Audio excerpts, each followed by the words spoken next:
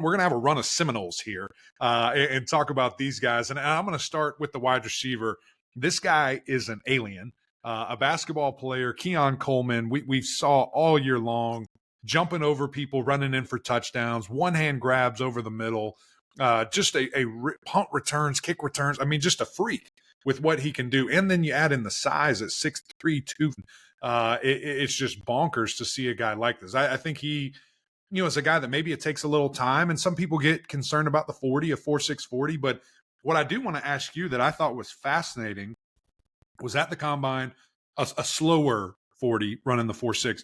But then in the drills, he was by far the fastest receiver with the ball in his hand and running routes and going through the gauntlet and things like that.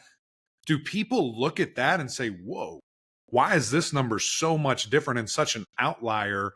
And why isn't the 40 matching up to that? That's a great question. And this, once again, boils down to what does your team value? Do you value that time speed at the combine, or am I going to trust the GPS and in-game speed type of stuff? And you saw that at the combine. That was a great snapshot of Keon Coleman as far as, the 40 wasn't as fast as he wanted to be, running 4.61.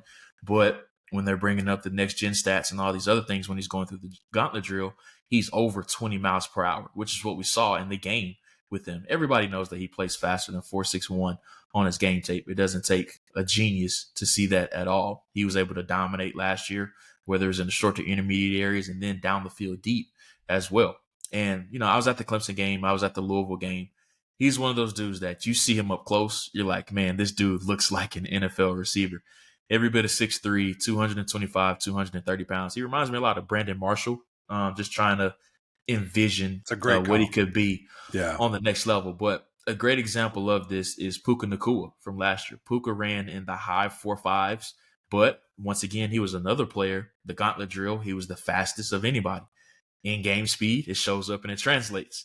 He was phenomenal last year, arguably the best rookie season ever for a wide receiver. So it's just a matter of, what do you value? Are you going to stick to the combine time speed with him, or are you going to trust the GPS in-game stuff with Keon Coleman? That's what it boils down to with him.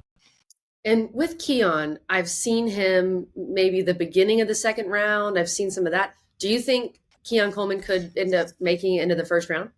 Yeah, I think so. I look at the Baltimore Ravens, who need a complement to Zay Flowers. The Kansas City Chiefs, they need some help at wide receiver. And That's then, not fair. Don't let that happen. Not at all. Don't let that happen.